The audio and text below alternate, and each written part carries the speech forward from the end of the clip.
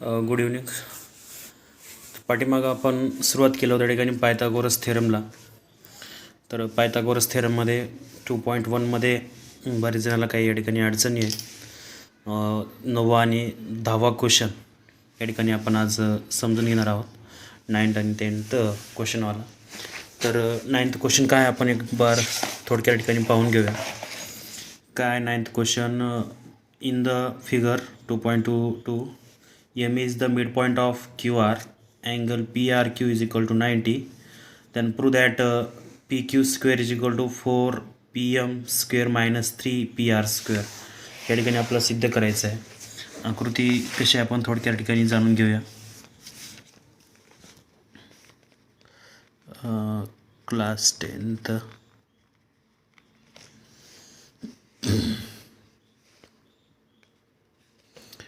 2.1 मधला practice set तुमचा 9वा question हे पाहणार आहोत आपण. याच्यामध्ये अशा प्रकारची आकृती या ठिकाणी आपल्याला दाखवलेली आहे.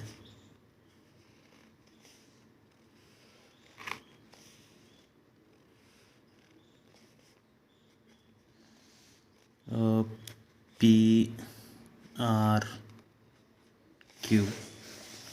इथं PM दिलेला आहे. M is a mid point.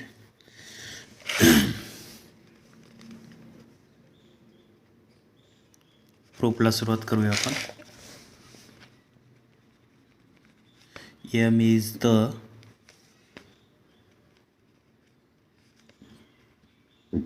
Mid point of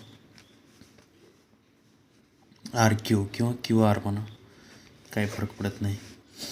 Therefore RM is equal to MQ is equal to 1/2 RQ.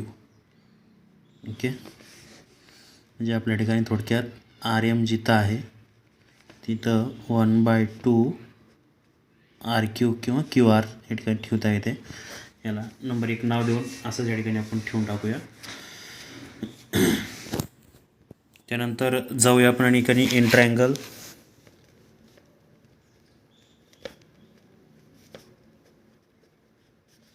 PRQ, angle PRQ is equal to 90 degree.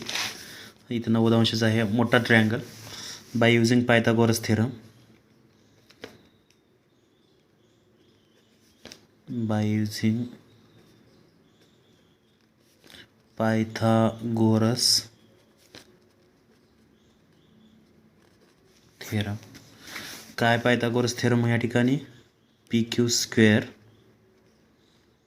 Is equal to PR square plus RQ square. याला एक number नाव देऊन आपण इथंच ठेवून टाकूया. Okay, नाव 2 number sorry पहिले एक दिला आपण, इथे एक केलेला आहे. नाव इन ट्रायंगल छोटा ट्रायंगल हा in triangle PRM. Okay, angle PRM is equal to 90 degree. इथं पण by using Pythagoras theorem, by using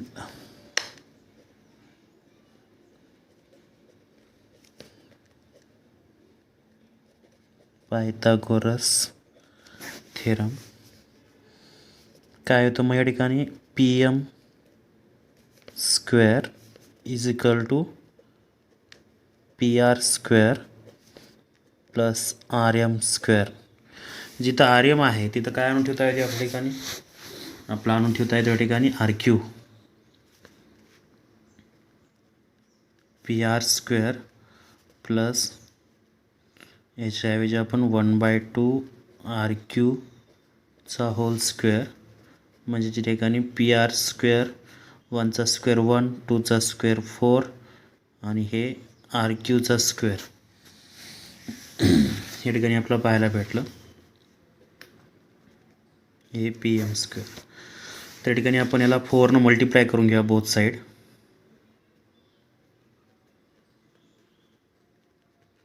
multiplying by 4 on both side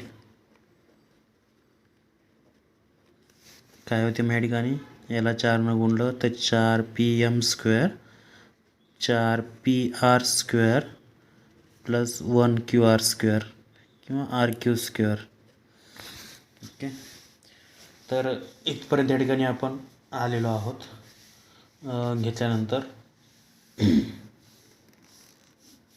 okay, मग यानंतर आपला काय करता येते हो,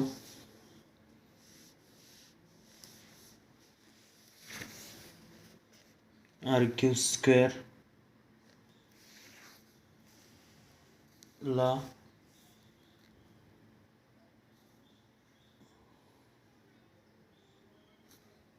नाव आपण या ठिकाणी RQची किंमत या ठिकाणी काढून घेऊया आपण. RQ² is equal to 4PM² minus 4PR². Okay, नाव याला नंबर आपण 3 नाव देऊया. हे जे का आपण RQ रिप्लेस केला होता या ठिकाणी फ्रॉम 1 लिहूया, हे करून केलं होतं. आता हे फ्रॉम 2 आणि 3, फ्रॉम 2 अँड 3. ओके, 2 आणि 3 वरून 2 काय आहे जशाला तसा लिहून घेऊ आपण अगोदर. PQ² is equal to PR² plus RQ². RQच्या ऐवजी आपण ही व्हॅल्यू रिप्लेस करू दा. PR² plus 4PM² minus 4PR². Okay, मग या ठिकाणी आपला प्राप्त होते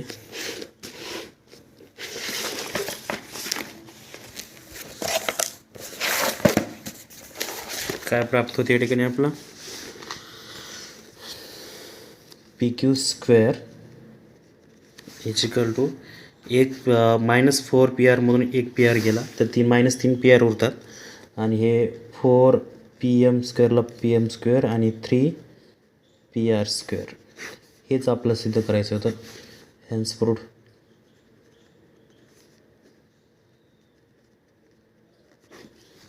ओके, हेच आपल्या थोडक्यामध्ये सिद्ध काय केलं आपण ठिकाणी. हे 4PR जे आहेत -4PR मधून 1PR गेला तर -3PR उरतात आणि हे प्लस 4PM² ला 4PM² याला आपल्याला थोडक्यात पाहता येते. तर अशा प्रकारच्या ठिकाणी थोडक्यात 9वा प्रॉब्लेम्स या ठिकाणी आपण पाहिलेला आहे. त्यानंतर 10वा प्रॉब्लेम आहे, तो पण सोपाच आहे, काही अडचण नाही.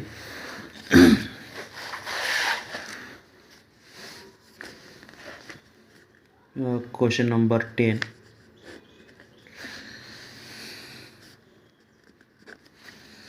तर काय म्हणते question number. Walls of 2 buildings on either side of street parallel to each other.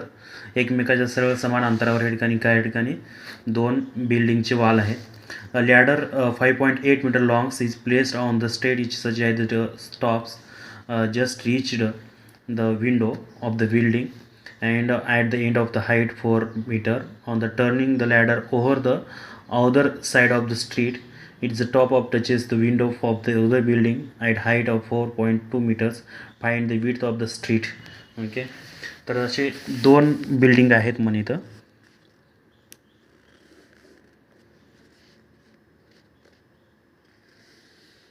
अशा गरीत धरले आपण 2 बिल्डिंग. ओके, इथे एक कुठंतरी पॉईंट आहे. ह्या पॉईंटपासून समजा या बिल्डिंगची 4 मीटर हाईट आहे आणि ह्या बिल्डिंगची 4.2 मीटर हाईट आपण पकडली त्या खिडकीपर्यंत. इथून जर याला विंडो लावला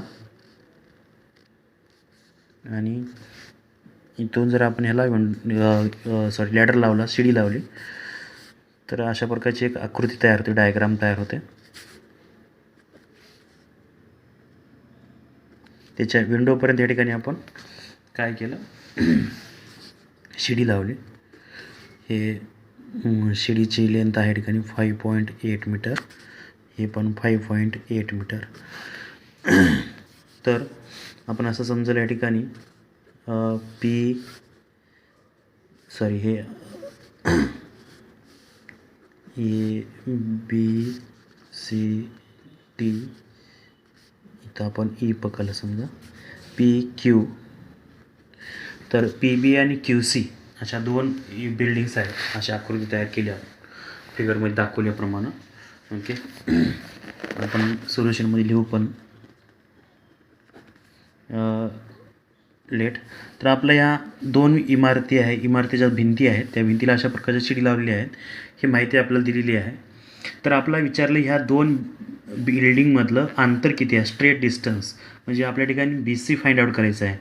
ओके, तर बी सी कधी काढता येते आपल्या ठिकाणी, B C is equal to B E plus E C. हे ज्यावेळेस आपण फाइंड आउट करू तर त्यावेळेस ठिकाणी आपल्याला बी सी सांगता येते. तर या ठिकाणी आपला याची थोडक्यात माहिती द्यावं लागेल, कोणत्या इमारती आहेत. ओके, तर late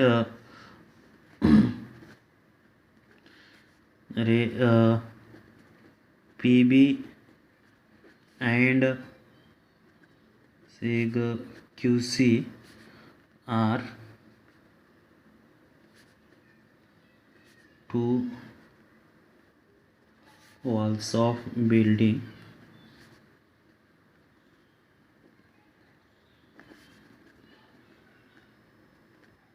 street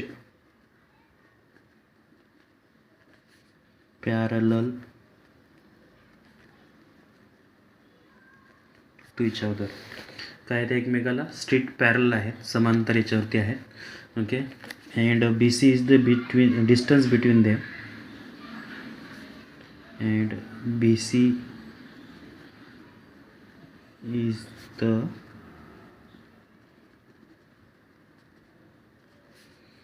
distance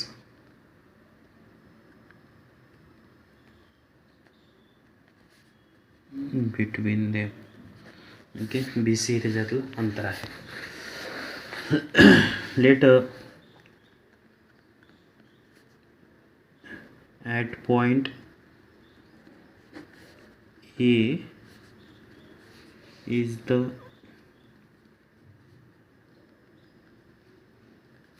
window of first walls at height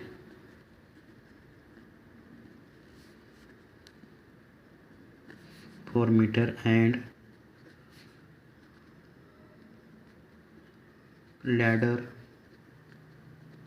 touched it. Okay, ladder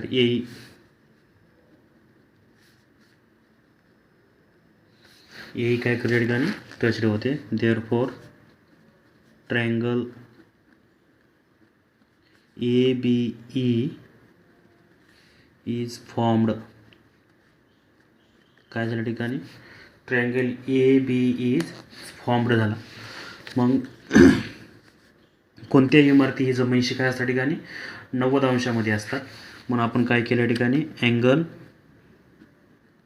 A B E is equal to 90 degree. या पहिल्या इमारतीसाठी ए बी ई याच्यासाठी आपण 90 पकडलं. मग by Pythagoras theorem.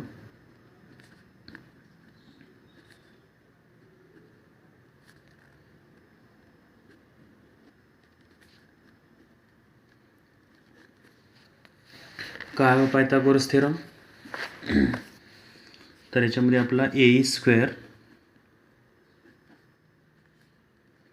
Is equal to a b square plus B square. तर आपला बी काढायचा आहे, कारण का बी ई प्लस आपला ए सी. आता हे जी प्रोसेस आपण ह्या ट्रायंगलमध्ये करू तीच प्रोसेस आपला ह्या ट्रायंगलमध्ये पण या ठिकाणी करावी लागणार आहे. तर एचा लेंथ या ठिकाणी 5.8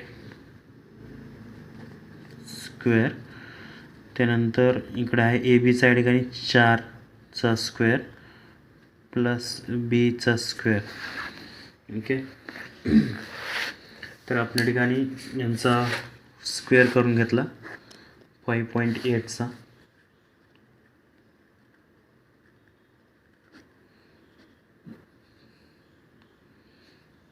तर 8864ला 4 हातच्याला 6, 8×5 = 6 46 प्लस 45ला 0 हातच्याला 4 5 5 25, 25 आणि 4 29, 4 6 9 4 13 3 4 1 एवढं. तर हे येणाऱ्या ठिकाणी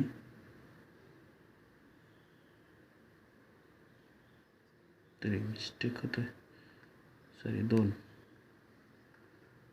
23.64.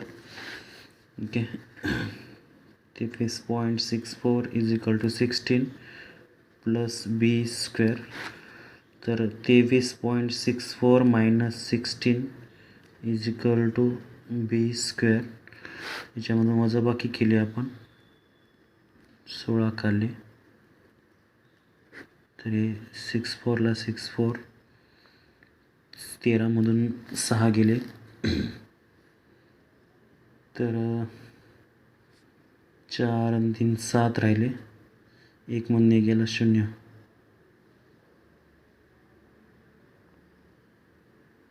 सातशे 64 कसं येते, इथं 3 येते. तर हे 7 वजाबाकी केलं तर आपण इथं राहिले 2 2 म्हणजे गेला 1, 17.64 हे उत्तर येणार आपलं बी स्क्वेअर.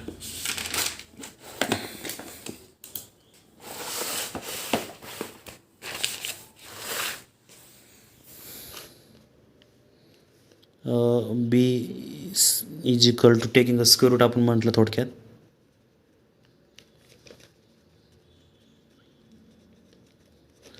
वर्गमूळ काढून बीचं जर बी स्क्वेअरचं वर्गमूळ काढलं 1764 म्हटल्यानंतर 42. ओके, तर 4.2 येईल मीटर, हे झालं बी. आता similarly in triangle DCE. Okay, similarly in triangle DCE या ट्रायंगलमध्ये angle DCE is equal to 90 degree by using Pythagoras theorem. काय होतं पायथागोरस थेरम या ठिकाणी, D square is equal to DC square plus EC square, DC square plus EC square. या ठिकाणी आपलं find out करायचं आहे. तर डीची लेंथ या ठिकाणी 5.8चा स्क्वेअर, DCची लेंथ या ठिकाणी 4.2चा स्क्वेअर इज इक्वल टू ECचा स्क्वेअर. तर 5.2चा स्क्वेअर आला त्या ठिकाणी 33.64, 4.2चा आला तर 17.64 प्लस ECचा स्क्वेअर. ओके, तर यांची वजाबाकी करून घेतली, 33.64 minus 17.64 is equal to EC square. 64 केले, 17 33 13तून 7 गेले, 6 राहिले, त्यानंतर इथं यायला 2 2 म्हणून गेला 1 is equal to EC square. EC square is equal to 16 taking a square root जर काढला आपण तर EC is equal to 4. Distance कधी पण पॉझिटिव्हमध्येच घेतो आपण, metre. Okay, therefore BC is equal to काय घेतलं होतं आपण, BE plus EC, BE plus EC. तर बीचं लेंथ त्या ठिकाणी 4.2 प्लस 4 यानी की 8.2 metre. Okay, therefore the distance